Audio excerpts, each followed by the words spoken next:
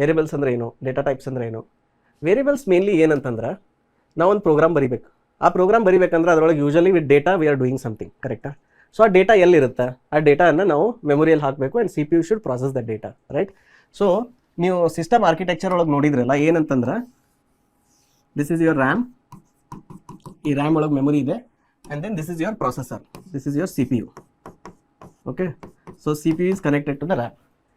ಈಗ ನೀವು ಎರಡು ನಂಬರ್ ಕೂಡಿಸ್ಬೇಕಂತಿದ್ದೀರಿ, you want to add 2 numbers. So a is equal to 5, b is equal to 10, and ಬಂದಿದ್ದ answer you want to store it in answer. ಈ variables ಅನ್ನೋದು ನಾನು ನಿಮಗೆ ಬಿಗಿನಿಂಗ್ನಾಗ ಹೇಳಿದ್ದೆ, ನಾನು ಒನ್ ಆಫ್ ದ PCS ಲೆಕ್ಚರ್ನಾಗ, don't learn any concept without asking Y.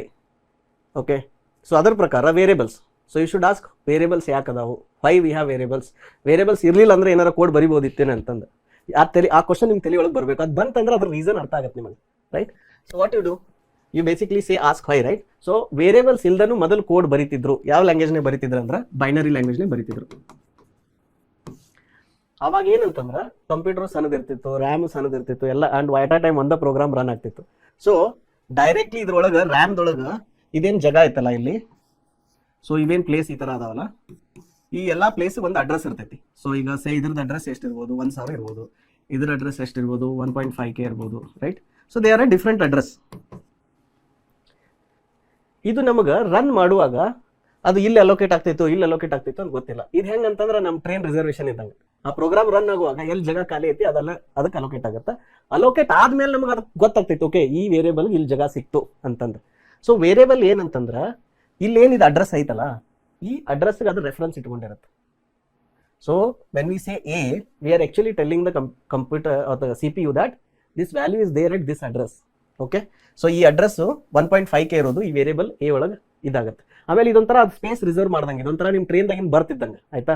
So ಇದ್ರೊಳಗೆ ಮಹೇಶ್ ಇರ್ಬೋದು, ಅದ್ರೊಳಗೆ ಹೋಗಿ ಸುಶೀಲ್ ಇರ್ಬೋದು, anybody can be in there but only 1 person at a time, right? So this is like a container. This is like a container. So ಈ ಕಂಟೈನರ್ದಾಗ there can be different values in this, right?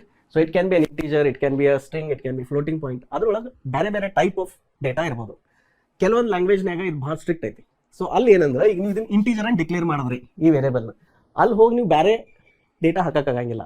ಯಾಕಂದ್ರೆ ಇದು ಇಂಟೀಜರ್ಗೆ ಎಷ್ಟು ಜಾಗ ಬೇಕು, 4 bytes ಬೇಕಿಲ್ಲಿ, ಆಯ್ತಾ? So 4 bytes ಬೇಕಂದ್ರೆ ಕೆಲವೊಂದು ಲ್ಯಾಂಗ್ವೇಜ್ನಾಗ 4 ಬೇಕು, ಪೈಥಾನ್ದಾಗ you need bigger space, right? So ಇಲ್ಲಿ 4 bytes ಐತೆ ಅಂದ್ರೆ ಬರೀ ನೀವು ಅದನ್ನ ಇಂಟೀಜರ್ ಅಷ್ಟೇ ಹಾಕ್ಬೋದು, ಬೇರೆ ಏನು ಹಾಕಕ್ಕಾಗಲ್ಲ.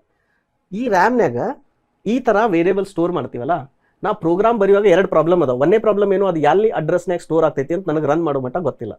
ಎರಡನೇದು, ಅದು ರ್ಯಾಮ್ ಡೈನಾಮಿಕ್ಲಿ ಅದನ್ನ ಅಲೋಕೇಟ್ ಮಾಡುತ್ತೆ, ಮತ್ತು ನನ್ನ ಕೋಡ್ನಾಗ ಅದನ್ನ ಹಗಲೆಲ್ಲ ರೆಫರೆನ್ಸ್ ಮಾಡ್ಬೇಕು, ಅದಕ್ಕೆ ವ್ಯಾಲ್ಯೂ ಸೆಟ್ ಮಾಡ್ಬೇಕಾದ್ರೆ ರೆಫರೆನ್ಸ್ ಮಾಡಬೇಕು, ಅಪ್ಡೇಟ್ ಮಾಡ್ಬೇಕಾದ್ರೆ ಮಾಡಬೇಕು, ಅದನ್ನ ರೀಡ್ ಮಾಡಕ್ಕೆ ಮಾಡಬೇಕು. So that is why the variables came in to the picture. Variables ಬರೋದ್ರಿಂದ ನಿಮ್ಮ ಕೋಡಿಂಗ್ ಬರೋದು ಈಸಿ ಆಯಿತು. ನೀವು ತಲೆನ ಕೆಡಿಸ್ಕೋ ಅವಶ್ಯಕತೆ ಇಲ್ಲ, ಅದು ಹೋಗಿ ಎಲ್ಲ ಅಲೋಕೇಟ್ ಆಗ್ತೈತಿ ಅಂತಂದು, correct? Then comes the data type. Data type ಕೆಲಸ ಏನು, ಆ ಅಡ್ರೆಸ್ನಾಗ ಯಾವ ಥರ ವ್ಯಾಲ್ಯೂ ಸ್ಟೋರ್ ಆಗೈತಿ, 1 byte ಸ್ಟೋರ್ ಆಗೈತೋ, 4 byte ಸ್ಟೋರ್ ಆಗೈತೋ, 10 byte ಸ್ಟೋರ್ ಆಗೈತೋ, 100 byte ಸ್ಟೋರ್ ಆಗೈತೋ, that information is determined by the data type. So when we write a small program, ಏನಂದ್ರೆ ಜಸ್ಟ್ ಈ ತರ int a is equal to 5, ಇದರ ಅರ್ಥ ಏನು? ಇದರ ಅರ್ಥ ಏನಂದ್ರೆ ಅದ್ರ ವೇರಿಯಬಲ್ ನೇಮ್ ಐತಲ್ಲ, this is the name, and where does this name point to? It points to an address in the RAM. ಆ ಅಡ್ರೆಸ್ನಾಗ ಏನಿರುತ್ತೆ, ಒಂದು ವ್ಯಾಲ್ಯೂ ಇರುತ್ತೆ. ಇಲ್ಲಿ ಏನು ಮಾಡಾಕ್ತೀವಿ, ಆ ವ್ಯಾಲ್ಯೂನ 5 ಸೆಟ್ ಮಾಡತ್ತೇವೆ, ರೈಟ್? ಸೊ ಆ ಥರ ರ್ಯಾಮ್ನಾಗ ಸೆಟ್ ಆಗುತ್ತೆ. ಬಿ ಅನ್ನೋದು ಇನ್ನೊಂದು ವೇರಿಯಬಲ್, ಆನ್ಸರ್ ಅನ್ನೋದು ಇನಿಷಿಯಲಿ 0 ಇರುತ್ತೆ. ಆಮೇಲೆ ಏನು ಮಾಡ್ತೀವಿ ನಾವು, answer is equal to a + b ಅಂದಾಗ CPU ಏನು ಮಾಡುತ್ತಾ, CPU ಇದ್ದಿದ್ದು ಈ ಅಡ್ರೆಸ್ದಾಗಿಂದ ವ್ಯಾಲ್ಯೂ ತೊಗೊಂಡ್ಬರುತ್ತೆ 5, ಈ ಅಡ್ರೆಸ್ದಾಗಿಂದ ವ್ಯಾಲ್ಯೂ ತೊಗೊಂಡ್ಬರುತ್ತೆ 10, ಟೋಟಲ್ 15 ಆಗುತ್ತೆ. ಈ ಡೇಟಾನ ಇಲ್ಲಿ ಆನ್ಸರ್ನಾಗ ಅಪ್ಡೇಟ್ ಮಾಡುತ್ತೆ. ಸೊ ಇಲ್ಲಿ ಆನ್ಸರ್ ಅಪ್ಡೇಟ್ ಆಗುತ್ತೆ. That's what CPU will do, right? So ನೆನ್ಪಿಟ್ಕೋರಿ, ವೇರಿಯಬಲ್ಸ್ ಎದಕ್ಕೆ ಬಂದು ಪ್ರೋಗ್ರಾಮಿಂಗ್ ವರ್ಡ್ನಾಗ ಅಂದ್ರೆ, so that you don't have to remember the address. ನೀವು ಅಡ್ರೆಸ್ ನೆನ್ಪಿಟ್ಕೊಳ್ಳೋ ಅವಶ್ಯಕತೆ ಇಲ್ಲ. ಎರಡನೇದು, ಅದು ರನ್ ಟೈಮ್ನಾಗ ರ್ಯಾಮ್ದಾಗ ಎಲ್ಲಿ ಜಾಗ ಖಾಲಿ ಐತಲ್ಲ ಅಲ್ಲಿ ಅಲೋಕೇಟ್ ಆಗಕ್ಕೆ ಸಾಧ್ಯ ಐತಿ. So that you can only use the variable name. Okay, ನೀವು ಅದು ಅಡ್ರೆಸ್ ಬರೆಯೋ ಅವಶ್ಯಕತೆ ಇಲ್ಲ. ದೆನ್ ಡೇಟಾ ಟೈಪ್ ಎದಕ್ಕೆ ಬಂತಂದ್ರೆ, ಆ ಅಡ್ರೆಸ್ನಾಗ ಎಷ್ಟು ಡೇಟಾ ಐತಿ, ಅದ್ರ ಸೈಜ್ ಏನೈತಿ, ಇಂಟ್ ಐತೋ, ಫ್ಲೋಟ್ ಐತೋ, ಬೂಲಿಯನ್ ಐತೋ, ಸ್ಟ್ರಿಂಗ್ ಐತೋ, ಇದನ್ನು ಕಂಡು ಹಿಡಿಯೋಕೆ ಡೇಟಾ ಟೈಪ್ ಅನುಕೂಲ ಆಗುತ್ತೆ.